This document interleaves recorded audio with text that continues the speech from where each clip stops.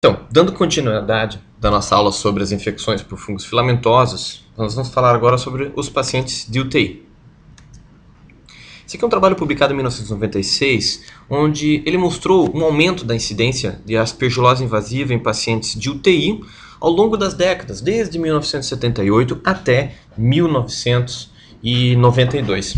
E ele mostrou um aumento de 0,4% a 1,2% até 3,1% dos casos de pneumonia. E foi coincidente com o aumento do número de autópsias. Portanto, a aspergilose invasiva pulmonar na UTI sempre existiu e ela não era então diagnosticada. Isso há mais de 20 anos atrás. E por que o diagnóstico é tão difícil? Primeiro, culturas não permitem diferenciar infecção de colonização.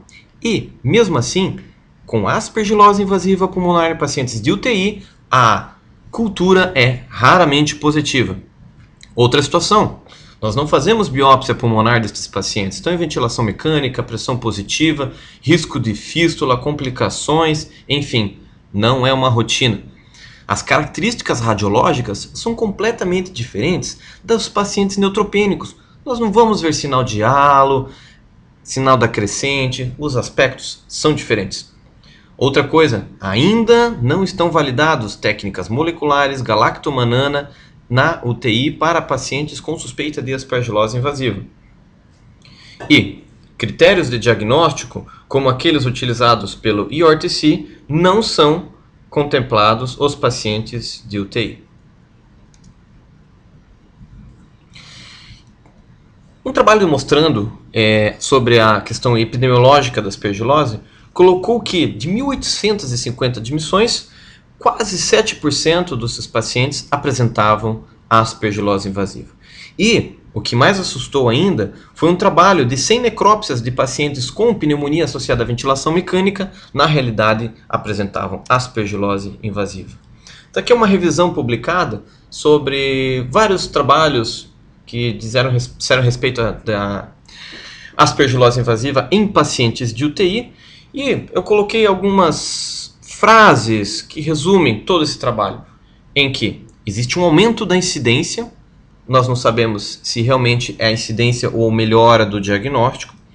Mortalidade nos pacientes de UTI é 20% maior do que nos pacientes neutropênicos, provavelmente por má conduta. Digo má conduta porque faltam trabalhos clínicos sobre tratamento dessas infecções fúngicas, fungos filamentosos na UTI, o que não nos falta nos pacientes neutropênicos.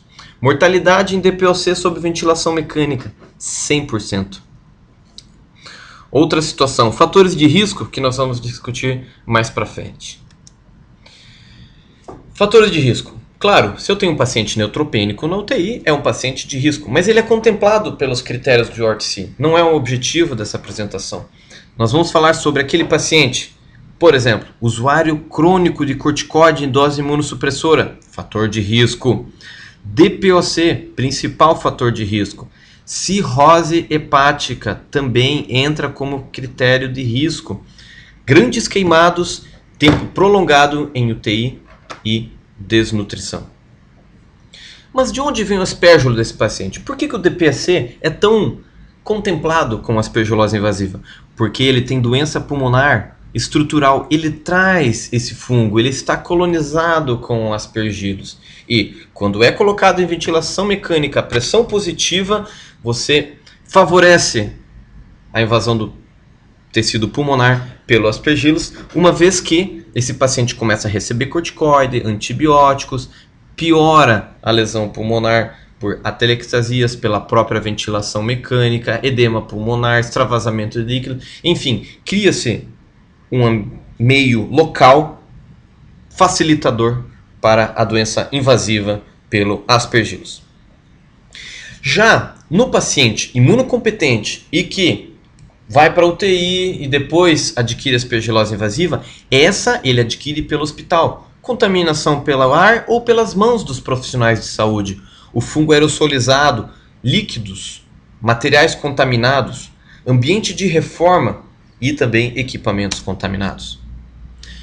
A apresentação clínica da aspergilose invasiva na UTI é difícil, não tem nada característico. O paciente pode ter febre apenas, aumento de secreção traqueal. Ela acaba imitando uma pneumonia associada à ventilação mecânica. E o pior, os achados radiológicos são inespecíficos.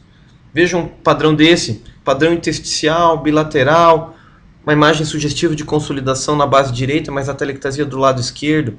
Esse outro raio-x com velamento do hemitórax direito, você vai para a tomografia, você vê cavitação, consolidação, empiema, tudo isso predizendo doença pulmonar. Na realidade, um quadro de aspergilose invasiva.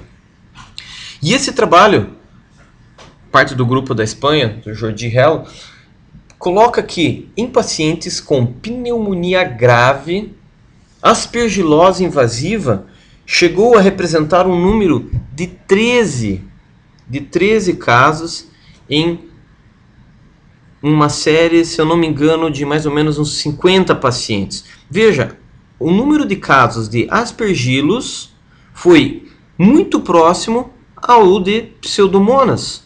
Então vocês vejam que a aspergilose é muito frequente. Então esse trabalho aqui me trouxe assim um certo susto, né, quando a gente pensa que aspergilose não é algo tão raro quanto nós imaginamos. Nós temos pouco conhecimento deste fungo.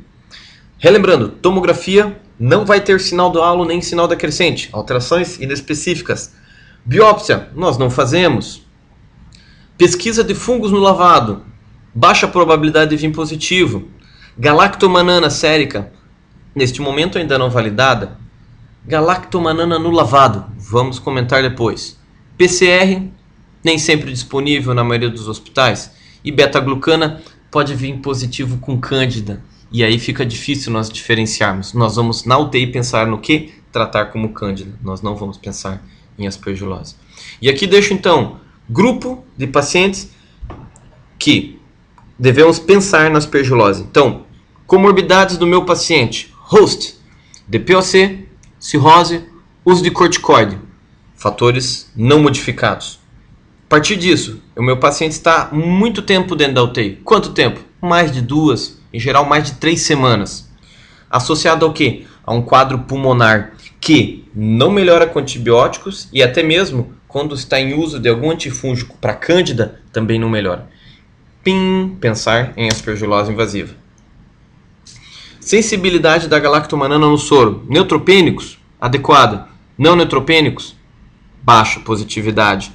Outra coisa, falso positivo em beta-lactâmicos. Quem que é o paciente da UTI que não estava usando o beta-lactâmico? Falso negativo na profilaxia antifúngica. UTIs de trauma em pacientes pós-operatório de cirurgia abdominal, NPT, que estão usando profilaxia para fungos, também pode ter falso negativo. Já no lavado, os trabalhos até parecem ser um pouco os mais confusos, mas vejam com calma esse desenho. Verifique. Aspergilose invasiva provada. Se nós jogarmos um cutoff de 3,5, veja o número de casos que nós vamos encontrar de aspergilose invasiva. E pensem pelo outro lado. Se nós jogarmos um cutoff de 1, a gente praticamente exclui nesse trabalho os casos. Portanto, se nós utilizarmos maior que 3, maior que 4, chance de acertar. Menor que 1, provavelmente afasta. E entre 1 e 3,5 ou 4, olha, não nos ajudou em nada o exame. Como é que eu trato o meu paciente? Não temos estudos clínicos controlados, randomizados, duplos cegos em UTI. Nossas opções para tratamento de aspergilose invasiva são voriconazol, anfotericina B liposomal, posaconazol e equinocandinas. Bem, se eu não sei, nós vamos em busca do quê? Recomendações de especialistas. E aqui nós temos as recomendações da Sociedade Espanhola de Doenças Infecciosas, publicada em 2011, onde eles colocam que voriconazol e anfotericina liposomal são as drogas de escolha, nível de evidência A3, faz bem e é a nossa opinião sobre esse assunto. Equinocandina eles colocam como D3, não faz bem, é a nossa opinião, segundo eles. Por que eles colocaram D? Não está muito bem explicado, mas provavelmente faltam estudos que mostrem que as equinocandinas são drogas seguras para tratamento dessa doença nesses pacientes de UTI. E o posaconazol também é uma opção, porém nós não temos disponível ainda no Brasil. Voriconazol, atenção, insuficiência renal aguda, clearance menor que 50, você não vai poder fazer a forma intravenosa, porque ela tem ciclodestrina, tóxica, tem que fazer via oral. Medicação via oral na UTI, complicado. Se estiver usando o omeprazol, altera a absorção, interage com fentanil, fenitoína, benzodiazepínicos. Qual que é o paciente de UTI que não está usando fenitoína, benzodiazepínicos e está grave em ventilação mecânica?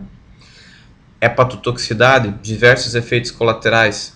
Seria ideal, então, diante de tudo isso, fazer a dosagem sérica. Não está disponível na maioria dos locais. E a anfotericina B lipossomal? O nosso grande vilão é a toxicidade renal. A toxicidade renal, na avaliação aí de 707 pacientes, o estudo do Bates, coloca que 30% dos que usaram anfotericina B deoxicolato desenvolveram insuficiência renal. E o pior, ela aumenta a mortalidade. 54% dos pacientes que evoluíram com insuficiência renal foram a óbito, versus 16%. O tempo de internação aumentou e os custos desses pacientes que usaram anfotericina B que foram para a insuficiência renal aguda também aumentou. E os guidelines eles colocam: se tiver risco de insuficiência renal, não utilize a formulação deoxicolato, utilize uma formulação lipídica. E eu pergunto, quem que é esse paciente? Quais são os preditores de risco? Isto não está claro no guideline da IDSA. Então, nós fizemos um levantamento no nosso serviço, avaliamos 130 pacientes que usaram anfotericina B deoxicolato e verificamos que mais de 50% desenvolveram insuficiência renal aguda, com até 6% deles evoluindo para hemodiálise. Fomos atrás dos fatores de risco: gênero, idade, drogas nefrotóxicas, admissão em UTI, comorbidades, DPOC, hipertensão, trauma, cirurgia eletiva, e nós não encontramos fatores de risco que podem nos ajudar a saber qual que é o doente que vai desenvolver insuficiência renal. E agora? Ficamos num dilema. Mas o que eu acho que é importante nós pensarmos não é no paciente que vai desenvolver insuficiência renal aguda, mas é o paciente que vai desenvolver insuficiência renal aguda e que depois vai virar um dialítico crônico. Porque se nós estamos discutindo custo, nós temos que pensar no total. Quanto que esse meu paciente com insuficiência renal crônica vai gerar para o serviço de saúde anos depois? Esse paciente vai viver 10, 15, 20 anos gastando com hemodiálise. Por exemplo, se 15% foram para hemodiálise, desses 10% vão virar crônicos, então 1 a 2% deles vão virar insuficiência renal crônica. Em tese, o meu custo ao longo dos anos vai ser maior do que o uso da droga. Isso quer dizer que cada ano de diálise equivale a um tratamento com anfotericina B lipossomal. Que nós sabemos que, além da insuficiência renal, o nosso maior problema é o custo dessa medicação, que é bastante elevado. Portanto, quem aí que vai desenvolver insuficiência renal crônica quando desenvolve uma insuficiência renal aguda? Aí nós temos muitos trabalhos. Nós temos revisões temáticas, meta-análise, mostrando que idade avançada, diabetes, disfunção renal prévia e albumina baixa são preditores de disfunção renal crônica, dialítica, após uma insuficiência renal aguda. Então, repensem na prescrição de anfotericina, não na chance de desenvolver insuficiência renal aguda, mas quem é o paciente que vai virar crônico. Aqui um trabalho mostrando a diferença das duas formulações lipídicas que nós temos atualmente no mercado, que é o Ombizome e o ABL7. E o trabalho desse estudo, do Wingard, ele mostra que a nefrotoxicidade da anfotericina B lipossomal é significativamente menor do que com o uso do ABL7. A resposta terapêutica foi semelhante, embora há uma tendência a ser menor no grupo do ABL7. E outro fator interessante, olhem o grau de pacientes que abandonaram o tratamento, tiveram que tirar a anfotericina por efeitos colaterais.